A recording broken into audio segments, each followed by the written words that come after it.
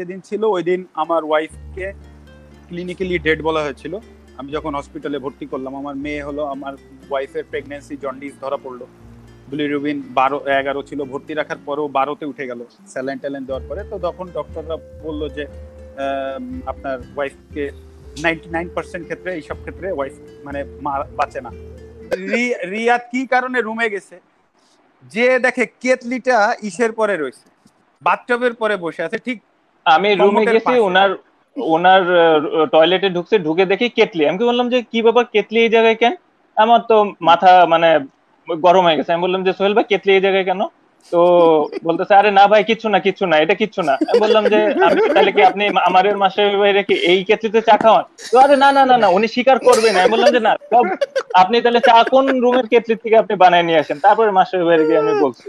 আর তো মাসের ভাই প্রতিনিয়ত দুইটা সপ্তাহ সে ওইটা ইউজ করছে টয়লেট করে, এবং আমাদের ওইটার ভেতরে চা বানায় সে খাওয়াই গেছে।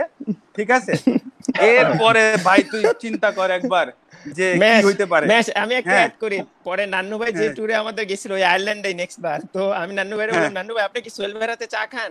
হ্যাঁ হ্যাঁ খাই, কিন্তু আমার ঘরের কেতলিতে চা বানায়। এটা বলছি আবার, কারণ উনি জানতেন। আচ্ছা আমি একটা জিনিস বলতে চাই, তামিম মনে হয় এই রমজানে আমার মনে হয় সোহেল ভাইয়ের একটা স্পেশাল শরবত মনে হয় খুব মিস করতেছে। থ্যাংক ইউ ভাই, আমি কোনো কিছুতে না, আমি সোহেল ভাইয়ের আশেপাশেও থাকবো না। 2011 ওয়ার্ল্ড কাপ যেটা আমাদের দেশে হয়েছিল, আপনি মাশাআল্লাহ বাংলাদেশকে অনেক সার্ভিস দিয়েছেন, বাট এই একটা ওয়ার্ল্ড কাপ ছিল যে এটাতে আপনি বাংলাদেশকে রিপ্রেজেন্ট করতে পারেন। তারপরে আমি দেখলাম, মানে আমরা টিভিতে দেখতে পাচ্ছিলাম যে আপনি একটু ইমোশনাল হয়ে গেছিলেন যখন আপনাকে অনেক মিডিয়া চেস করতেছিল আপনার পিছনে পিছনে। তো একটু যদি আমাকে এক্সপিরিয়েন্সটা বলতেন যে মাসির ভাই, যে ওয়ার্ল্ড কাপটা ওই সময় যখন দেশে খেলা হচ্ছিল, যে আপনার কেমন ফিল হচ্ছিল, অথবা আপনি কি মনে করছিলেন, এটা যদি একটু বলতেন। আর মুশফিক আর রিয়াদ ভাইও যদি একটু বলেন যে উনাকে ওই ওয়ার্ল্ড কাপে না দেখে তোদের রিয়াকশনটা কেমন, আপনাদের আর তোদের রিয়াকশনটা কেমন ছিল? মাসির ভাই একটু যদি বলেন। না দেখ, আমি সবার প্রথম জিনিস হচ্ছে যে একটাই স্বপ্ন ছিল, যখন শুনলাম যে 2011 ওয়ার্ল্ড কাপ বাংলাদেশে হবে, তো তখন থেকেই কিন্তু মনে একটা ড্রিম চলে আসছিল যে ওয়ার্ল্ড কাপ একটা খেলাই একটা খেলোয়াড়ের জন্য স্বপ্ন, সেখানে বাংলাদেশে ওয়ার্ল্ড কাপ হচ্ছে খেলবো, এটা একটা ড্রিম ছিল। আর তার কয়েকদিন আগে ইনজুরি থেকে উঠে এসে ঢাকা লিগে বিকেএসপি খেলতে পড়ে যে ইনজুর্ড হলাম, একবারের জন্য তখনও ভাবিনি। তখন আমার লিগামেন্ট পুরো ছিঁড়ে গিয়েছিল, না ওয়াবেল হয়েছিল। তো যাই হোক, সেটা হওয়ার পরে আমি যখন শ্রীলঙ্কায় গেলাম, ডক্টর বললো যে তুমি একটাই রিস্ক থাকবে যে তোমার খেলতে যে ছিঁড়ে যেতে পারে, বাই তুমি যদি ওটা টলারেট করে খেলতে পারো সমস্যা নেই। তো আমি অ্যাগ্রি করেছি, ডক্টর রিপোর্টও পাঠালো। তারপরে আমাকে যখন নেয়নি, বাট আমার কোনো ইয়ে নাই, আফসোস অবশ্যই আছে, এটা আমি বলবো না যে আফসোস নাই, খারাপ লাগা নাই, বাট আমি কাউকে দোষারোপ করিনি কখনো এবং করবো না। খারাপ লাগার কথা যেহেতু তুই বললি, এটা মানে আসলে দুইটা টাইমে আমি ক্রিকেটে ইমোশনাল হয়েছি। একটা হচ্ছে আমি যখন রিটায়ার্ড করেছি তখনও কিন্তু অতটা তোরা আমাকে ড্রেসিং রুমে দেখেছিস, আমি কিন্তু ওরকম ভেঙে পড়িনি। দুইটা টাইমে যদি বলিস, যেটা আমার কাছে মনে হয়েছে ওই সময় আমার উচিত হয়নি, সেটা হচ্ছে 2011 ওয়ার্ল্ড কাপে, বাট আমি আসলে ধরে রাখতে পারিনি নিজেকে, একটা টাইম। আর সেকেন্ড টাইম লাস্ট যখন ক্যাপ্টেন্সি ছেড়ে তোরা সবাই ছিলি, কারণটা বলছিলাম, কারণটা এখানে আমি আর আসতে চাচ্ছি না। তো এই দুইটা টাইম, বাট 2011 আসলে মিস করা আমার জন্য খুবই কঠিন ছিল। বাট এখন একটা জায়গায় অত্যন্ত ভালো লাগে, যদি 2000 ওয়ার্ল্ড কাপ আমি খেলতাম, তো লাস্ট ম্যাচ সাউথ আফ্রিকার সাথে যেদিন ছিল ওই দিন আমার ওয়াইফকে ক্লিনিক্যালি ডেড বলা হয়েছিল। আমি যখন হসপিটালে ভর্তি করলাম, আমার মেয়ে হলো, আমার ওয়াইফের প্রেগন্যান্সি জন্ডিস ধরা পড়লো।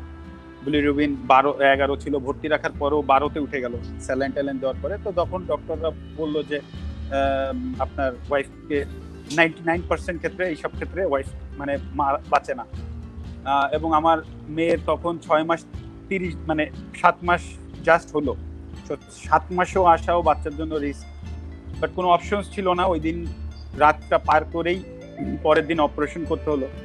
তো এখন ওইটাও মনে হয়, যদি আমি বাসায় না থাকতাম, ওই দিন আমি ম্যাচে থাকতাম, হয়তো আমার বউকে আমি হসপিটালে নিতে পারতাম না, আমার ওয়াইফ হয়তো বা আল্লাহ জানে কি হতো।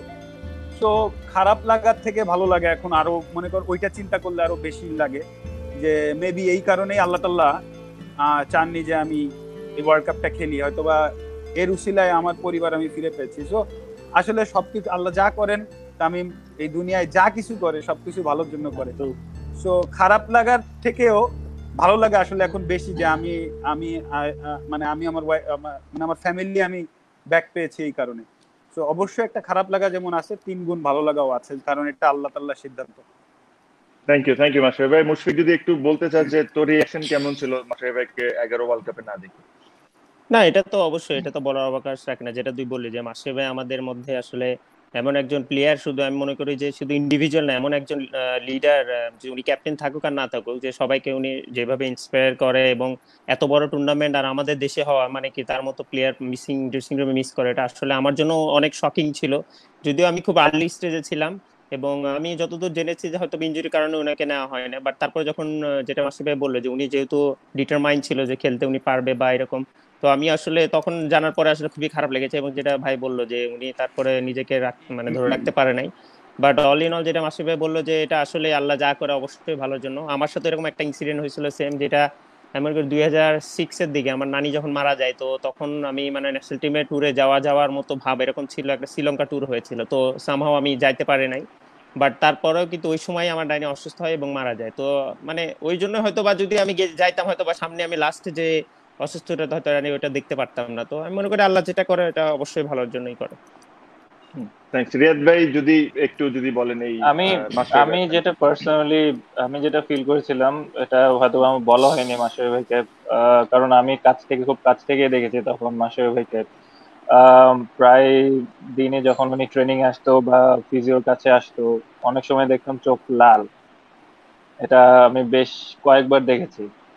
তো আমার খারাপ লাগতো, বাট আমার কাছে মনে হয়েছিল যে ম্যাচ ডিজার্ভ আ চান্স, কারণ যখন ওয়ার্ল্ড কাপের স্কোয়াডটা ঘোষণা করা হয় বা ঘোষণার ঠিক 1 মাস আগে, 1 মাসের মতো সময় ছিল, তো বাই দ্যাট টাইম মাশরাফি ভাইয়ের হয়তোবা ফিট হয়ে যাওয়ার একটা সম্ভাবনা ছিল, মোটামুটি ভালো সম্ভাবনা ছিল। আমার মনে হয় যে 1.5 মাস তখন আগে, ওই 1.5 মাস। সুযোগটা 1.5 মাস আগে রাইট।